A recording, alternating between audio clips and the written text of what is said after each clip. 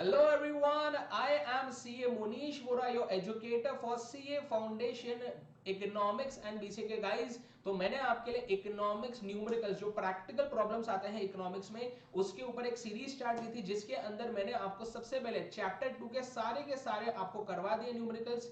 तो इस वीडियो में मैंने इलास्टिसिटी ऑफ डिमांड का जितना भी आपको समरी लिखवा के दिया था क्लासेस में, वो पूरी समरी को बहुत ही क्विक वे में मैं पूरा रिवाइज आपको करवाऊंगा। तो स्टार्ट करते गाइस। सबसे पहले आता है आपका elasticity of demand.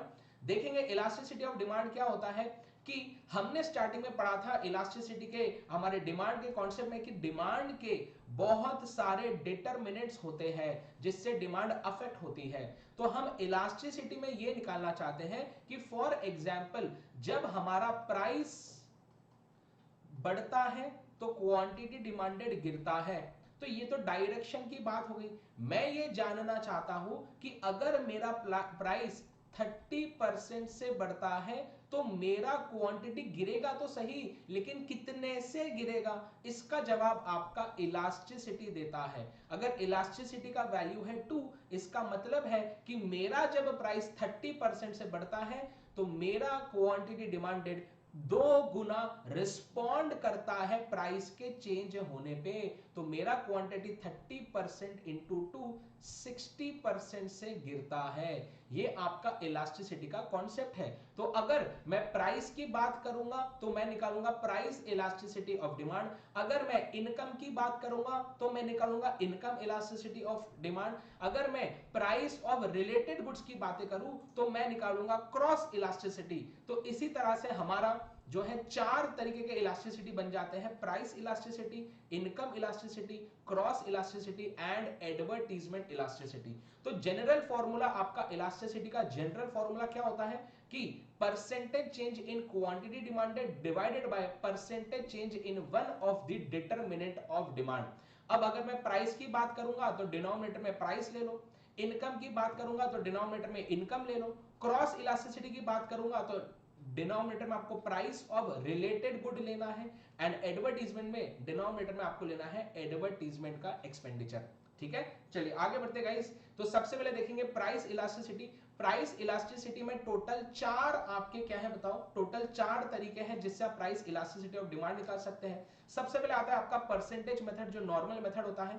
Percentage change in quantity demanded upon percentage change in price.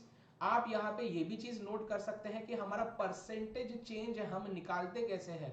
तो जैसे कि आपको क्वेश्चन में दिया होगा new quantity demanded minus original या old quantity demanded divided by original या old quantity demanded into 100। And same way आप प्राइस का भी परसेंटेज चेंज निकाल सकते हैं। एंड इसी फॉर्मूला को राइट हमने जो अभी पढ़ा, इसमें हमने जो अभी यहाँ पे ये वाला फॉर्मूला पढ़ा है, इसी को हम सिंप्लीफाइड वे में ऐसा भी लिख सकते हैं: change in quantity upon change in price into original price upon original quantity. तो ये परसेंटेज मेथड हो गया। जनरली अगर क्वेश्चन में कुछ भी नहीं बोला होता है तो परसेंटेज मेथड यूज करना पड़ता है। देन आता है आपका पॉइंट मेथड। जब आपके प्राइस में बहुत ही ज्यादा छोटू चेंज आता है, जब प्राइस में बहुत ही ज्यादा छोटू चेंज आता है तो आपको पॉइंट मेथड यूज करना पड़ता है। एंड चूंकि बहुत ज्यादा छोटा चेंज है इसलिए हम यहां पे डेरिवेटिव्स का मदद लेते हैं, डेरिवेटिव की मदद लेते हैं। हम लिखते हैं derivative of quantity with respect to price into original price upon original quantity. And यहां पे माइनस साइन आता है क्योंकि प्राइस इलास्टिसिटी ऑफ डिमांड हमेशा नेगेटिव आता है, क्योंकि प्राइस जब बढ़ता है तो क्वांटिटी गिरता है, प्राइस जब गिरता है तो क्वांटिटी बढ़ता है। हमेशा नेगेटिव रिलेशन है प्राइस एंड डिमांड में, इसीलिए हमारा इलास्टिसिटी ऑफ डिमांड हमेशा नेगेटिव ही आता है। राइट तो इस पे कब नेगेटिव साइन यूज करना चाहिए कब नहीं करना चाहिए, इस पे अलग से मैंने एक कॉन्सेप्ट कैप्सूल लिया था, वो जरूर जाके देखें। आपके सारे डाउट्स नेगेटिव साइन से सारे क्लियर हो जाएंगे, जिसके लिंक इस वीडियो के डिस्क्रिप्शन बॉक्स में शेयर कर दूंगा। साथ ही साथ ये जो अभी आपको पीडीएफ से पढ़ा रहा हूं, इस पीडीएफ का भी लिंक मैं डिस्क्रिप्शन बॉक्स में शेयर कर रहा हूं। टेलीग्राम चैनल से आप इसे डाउनलोड कर सकते हैं। देन आता है दोस्तों आपका पॉइंट मेथड वाला। आप ज्योमेट्रिक मेथड से भी आप निकाल सकते हैं पॉइंट मेथड का इलास्टिसिटी। जिसका फॉर्मूला होता है lower segment upon upper segment. Sir अब हमें समझेगा कैसे कि ज्योमेट्रिक मेथड यूज करना है? तो आपको जो है क्वेश्चन में बोल देगा, इंस्टीट्यूट बोलेगा कि देखो your demand curve, the demand curve of a commodity is टची है ना, एक्स एक्सिस को वाई एक्सिस को दोनों को टच कर रहा है, ऐसा बोलेगा क्वेश्चन में, the demand curve of the commodity is touching both the axis. तब आपको समझ जाना है कि भैया ये ज्योमेट्रिक मेथड की तरफ जा रहा है। तो lower segment upon upper segment ये ज्योमेट्रिक मेथड का फॉर्मूला होता है। नेक्स्ट आता है आपका, क्या आता है बताओ, नेक्स्ट आता है आपका आर्क मेथड। हम आर्क मेथड को मिड पॉइंट मेथड भी बोलते हैं, याद रखना है, आर्क मेथड को हम मिड पॉइंट मेथड भी बोलते हैं, राइट। तो यहां पे हमको जब ये नहीं पता होता कि हमारा ओरिजिनल, हमको जब ये नहीं पता होता कि हमारा ओरिजिनल क्वांटिटी डिमांडेड क्या है, हमारा ओरिजिनल प्राइस क्या है, तो हमको ये समझ में नहीं आता कि हम यहाँ पे डिनोमिनेटर में क्या ले। तो इसलिए हम बोलते हैं यार एक काम करो, एवरेज ले लो यार, एवरेज ले लो, इसलिए इसको मिड पॉइंट मेथड बोलते हैं। एंड फॉर्मूला को जब सिंप्लीफाई करते हैं तो एंड में फॉर्मूला बचता है Q1 minus Q2 upon Q1 plus Q2 into P1 plus P2 upon P1 minus P2। तो ये आपका आर्क मेथड हो जाता है। एंड फाइनली हमारा आता है total outlay method. Total outlay method में गाइस क्या होता है, यहां पे हम प्राइस एंड टोटल रेवेन्यू या टोटल एक्सपेंडिचर के बीच का बंधन देखते हैं। अगर मेरा प्राइस बढ़ता है एंड मेरा टोटल रेवेन्यू गिरता, टोटल रेवेन्यू सेम रहता है, प्राइस बढ़ा पर टोटल रेवेन्यू उतने का उतना ही है, तो इसको मैं बोलता हूं कि मेरी डिमांड यूनिटरी इलास्टिक है। मतलब कि आपको टोटल आउटले मेथड में कोई भी फॉर्मूला नहीं होता, टोटल आउटले मेथड में कोई भी फॉर्मूला नहीं है। यहां पे आप एग्जैक्ट वैल्यू ऑफ इलास्टिसिटी नहीं निकाल सकते। आप सिर्फ ये बता सकते हो कि आपकी इलास्टिसिटी यूनिटरी इलास्टिसिटी है या इलास्टिक डिमांड है या इन इलास्टिक डिमांड है, इतना ही बता सकते हैं। ये भी एमसीक्यू आ सकता है कि कौन से मेथड में आप एग्जैक्ट वैल्यू नहीं निकाल सकते। अब टोटल रेवेन्यू या टोटल एक्सपेंडिचर कैसे आता है, टोटल रेवेन्यू और टोटल एक्सपेंडिचर कैसे आता है, तो प्राइस इनटू क्वांटिटी, इससे आता है आपका टोटल रेवेन्यू या टोटल एक्सपेंडिचर। तो जब आपका प्राइस बढ़ रहा है, जब आपका प्राइस बढ़ता है लेकिन रेवेन्यू उतने का उतना ही है, तो यूनिटरी इलास्टिक। जब आपका प्राइस इंक्रीज होता है लेकिन आपका टोटल रेवेन्यू डिक्रीज होता है, ओ इनवर्स रिलेशन है प्राइस एंड टोटल रेवेन्यू में, तो इलास्टिक डिमांड होता है। देन जब आपका प्राइस इंक्रीज होता है एंड आपका रेवेन्यू भी इंक्रीज हो रहा है, अच्छा डायरेक्ट रिलेशन है प्राइस एंड रेवेन्यू में, तो क्या होगा बताओ, तो आपका इन इलास्टिक डिमांड कहलाता है। इसके डिटेल में हमने चर्चा हमारे क्लासेस में की है, आप वो देख सकते हैं, लिंक्स सारे डिस्क्रिप्शन बॉक्स में शेयर कर दूंगा। नेक्स्ट आता है दोस्तों आपका इनकम इलास्टिसिटी। इनकम इलास्टिसिटी भी वही बोलता है क्या कि देखिए जब हमारा इनकम बढ़ता है, जब हमारा इनकम बढ़ता है तो जनरली क्वांटिटी डिमांडेड जनरली बढ़ता है।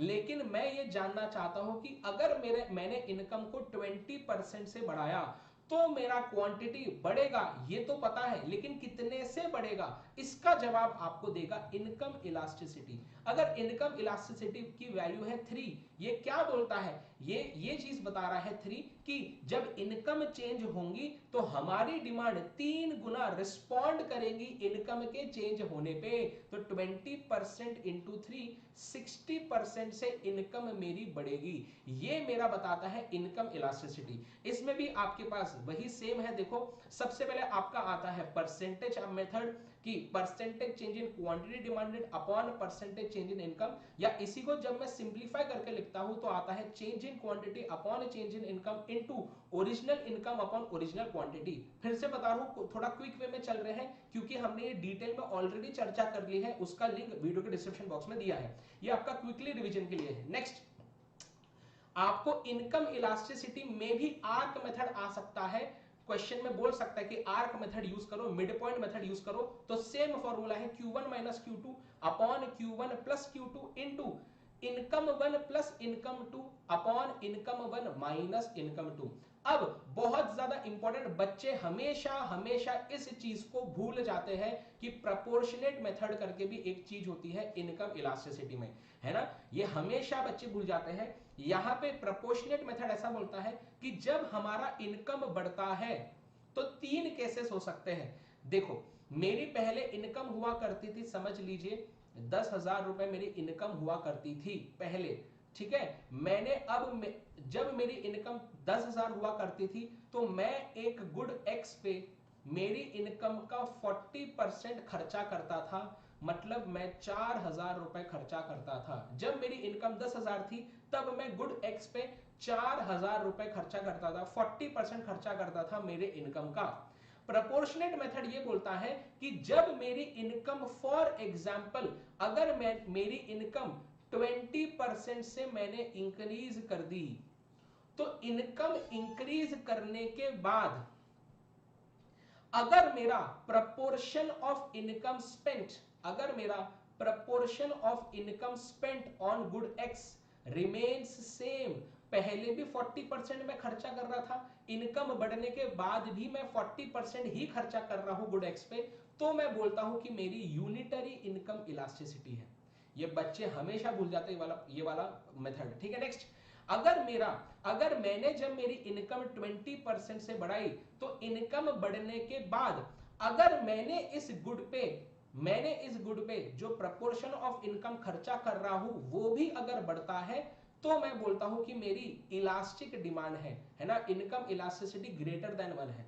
And same way third case ऐसा हो सकता है कि मेरी जब इनकम बढ़ी, तो इनकम बढ़ने के बाद proportion of income spent on good x गिर जाता है, 40% से गिर जाता है, डिक्रीज होता है, तो मैं बोलता हूं कि मेरी इन इलास्टिक डिमांड है, income elasticity less than 1। Next आते हैं दोस्तों, interpretation of value of income elasticity. तो आपको क्वेश्चन में अगर बोलता है इंस्टीट्यूट क्या कि पॉजिटिव वैल्यू है इनकम इलास्टिसिटी की, तो नॉर्मल गुड हो सकता है। अब पॉजिटिव वैल्यू में दो चीजें हो सकती है, या तो आपका पॉजिटिव वैल्यू ग्रेटर देन 1 हो सकता है, अगर ग्रेटर देन 1 है तो लग्जरी गुड को टिक मारो। आपका पॉजिटिव वैल्यू 0 और 1 के बीच में भी हो सकता है, पॉजिटिव वैल्यू 0 और 1 के बीच में हो सकता है, तो वो जनरली नेसेसिटीज होते हैं। एंड अगर आपका इनकम इलास्टिसिटी का वैल्यू नेगेटिव होता है, तो आपका इंफीरियर गुड के केस में ही वैसा होता है, ठीक है। सेम वे मैंने डिटेल में आपको बताया मेरे क्लासेस में। नेक्स्ट आता है क्रॉस प्राइस इलास्टिसिटी। जल्दी से देखेंगे क्रॉस प्राइस इलास्टिसिटी क्या बोलता है, सेम है, चीजें सुनना है। जैसे कि मेरी एक जगह पे है कोका कोला एंड एक जगह पे है एमवी ओला। एमवी ओला मेरा सॉफ्ट ड्रिंक है, आप सबको पता है ना। तो कोका कोला की अगर कोका कोला की प्राइस बढ़ जाती है, तो लोग क्या बोलेंगे, अरे अरे कोका कोला महंगा हो गया, एमवी ओला खरीदते हैं, एमवी ओला जबरदस्त है, वो हमको सस्ता लगने लगेगा एमवी ओला, तो हम इसकी डिमांड बढ़ा देंगे। मतलब कि एमवी ओला की डिमांड कोका कोला के प्राइस के वजह से अफेक्ट हो रही है, प्राइस ऑफ रिलेटेड गुड के वजह से हमारी डिमांड अफेक्ट हो रही है। इसको मैं बोलता हूं क्या, इस केस में हम क्रॉस प्राइस इलास्टिसिटी निकालते हैं। कि जैसे कि अगर मैं बोलूं कि इसकी प्राइस 25% से बढ़ी, तो मेरा क्वांटिटी, एमवी ओला का क्वांटिटी कितने से चेंज होगा, ये क्रॉस इलास्टिसिटी बताएगा। अगर क्रॉस इलास्टिसिटी की वैल्यू है 2, मतलब क्या है कि एमवी ओला की डिमांड कोका कोला के प्राइस चेंज होने पे 2 गुना रिस्पॉन्ड करती है, तो 25% इंटू 2, 50% से मेरी एमवी ओला की डिमांड बढ़ेगी। तो क्या है इलास्टिसिटी, क्या होता है, सिंपल इलास्टिसिटी क्या है कि जब हमारा कोई डिटरमिनेंट ऑफ डिमांड चेंज होता है, तो हमारी डिमांड कितना रिस्पॉन्ड करेगी उस पे वो इलास्टिसिटी बताता है ना। तो सेम वे इसका भी फॉर्मूला क्या है, बताओ जल्दी से। इसका फॉर्मूला है गाइस आपका percentage change in quantity upon percentage change in price of related good, और change in quantity of x upon change in price of y into price of y upon quantity of x, है ना। तो यहां पे आपका x और y क्या क्या हो सकता है, आपका x और y या तो सब्स्टिट्यूट गुड्स हो सकते हैं, तो सब्स्टिट्यूट गुड्स में डायरेक्ट रिलेशन होता है, एक गुड का प्राइस बढ़ता है तो दूसरे गुड का डिमांड बढ़ता है, तो इसीलिए सब्स्टिट्यूट गुड्स के केस में हमारा हमेशा पॉजिटिव वैल्यू आता है, किसका बताओ, हमारे क्रॉस इलास्टिसिटी का। नेक्स्ट, अगर x और y कॉम्प्लीमेंट्री गुड्स है, तो कॉम्प्लीमेंट्री गुड्स में इनवर्स रिलेशन होता है, एक गुड का प्राइस बढ़ता है तो दूसरे गुड का डिमांड गिरता है, तो यहां पे क्रॉस इलास्टिसिटी हमेशा नेगेटिव आती है। एंड अनरिलेटेड गुड्स के केस में क्या होता है, हमारा क्रॉस इलास्टिसिटी का वैल्यू 0 आता है। जैसे कि लैपटॉप एंड बर्गर, अगर लैपटॉप की प्राइस बढ़ती है तो बर्गर की डिमांड क्या होगी बताओ? अरे बर्गर की डिमांड रिस्पॉन्ड ही नहीं करेगी, तो बर्गर के डिमांड का रिस्पॉन्सिवनेस लैपटॉप की प्राइस पे कुछ भी नहीं है, इसलिए ये दोनों अनरिलेटेड गुड्स हैं, क्रॉस इलास्टिसिटी 0 आती है। यस, नेक्स्ट देखेंगे जल्दी से, हमारा आता है इसके अंदर एक क्रॉस डिमांड कर्व का एक कॉन्सेप्ट कि भैया देखो, हम सब्स्टिट्यूट गुड्स में डायरेक्ट रिलेशन होता है एक गुड के प्राइस में एंड दूसरे गुड के डिमांड में, इसलिए upward sloping cross demand curve बनता है सब्स्टिट्यूट गुड्स के केस में। एंड कॉम्प्लीमेंट्री गुड्स के केस में आपका एक गुड का प्राइस एंड दूसरे कॉम्प्लीमेंट्री गुड के डिमांड में इनवर्स रिलेशन होता है, इसलिए यहां पे डाउनवर्ड स्लोपिंग आपका बनता है क्रॉस डिमांड कर्व। ठीक है, नेक्स्ट देखेंगे परफेक्ट सब्स्टिट्यूट्स के केस में क्रॉस इलास्टिसिटी की वैल्यू इनफाइनाइट होती है एंड क्रॉस इलास्टिसिटी में भी आपको आर्क मेथड पूछा जा सकता है। फॉर्मूला क्या होगा, वही Q1 minus Q2 upon Q1 plus Q2 into P1 plus P2 upon P1 minus P2। And then finally दोस्तों आता है आपका क्लोज सब्स्टिट्यूट, रिमोट सब्स्टिट्यूट। इसका मैंने आपको अलग से एक कॉन्सेप्ट कैप्सूल लिया है, उसका भी लिंक मैं आपको दे दूंगा इस वीडियो के डिस्क्रिप्शन बॉक्स में, वो कॉन्सेप्ट कैप्सूल देखिए। ये नया कॉन्सेप्ट ऐड किया है आपके स्टडी मटेरियल में, तो इसका वीडियो जरूर देखें, close substitute and remote substitutes में क्या फर्क होता है। एंड फाइनली गाइस लास्ट चीज आपकी बची है एडवर्टाइजमेंट इलास्टिसिटी। एडवर्टाइजमेंट इलास्टिसिटी का फिर से सेम फॉर्मूला है, percentage change in quantity upon percentage change in advertisement expenditure और change in quantity upon change in advertisement expenditure into original advertisement expenditure upon original quantity। and arc method, इसमें भी arc method आ सकता है Q1 minus Q2 upon Q1 plus Q2 into P1 plus P2 upon P1 minus P2। सो यहाँ पे guys हमने सारे elasticity of demand के formula को रिवाइज कर लिया है। इसके बाद मैंने आपको क्लासेस में इलास्टिसिटी ऑफ डिमांड के क्वेश्चंस भी करवाए हैं, तो वो सारी क्लासेस देखें, लिंक वीडियो के डिस्क्रिप्शन बॉक्स में है। ये पीडीएफ अगर चाहिए तो हमारे टेलीग्राम चैनल को ज्वाइन कीजिए, टेलीग्राम चैनल पे आपको ये पीडीएफ मिल जाएगी। मैंने यहाँ पे जितने भी सवाल हैं आपके इंस्टीट्यूट के मटेरियल में पेज नंबर के साथ दिए हैं कि आपको कौन से पेज नंबर पे वो सवाल मिलेगा, ठीक है। और ये सारे सवाल क्लासेस में डिस्कस किए। So thank you so much guys, I hope आपको मजा आया होगा ये वाला वीडियो देख के। अगर आपको अनअकैडमी को सब्सक्राइब करना है तो आप MV sir coupon code use करके सब्सक्रिप्शन ले सकते हैं, हमारे प्लस या आइकॉनिक सब्सक्रिप्शन ले सकते हैं, या आप कॉम्बो सब्सक्रिप्शन भी ले सकते हैं सीए फाउंडेशन एंड इंटरमीडिएट का, ठीक है। So thank you so much guys, अपना ख्याल रखें, अपने पेरेंट्स का ख्याल रखें, क्योंकि हम हमारे पेरेंट्स के बिना कुछ भी नहीं है। Thank you so much guys, bye bye.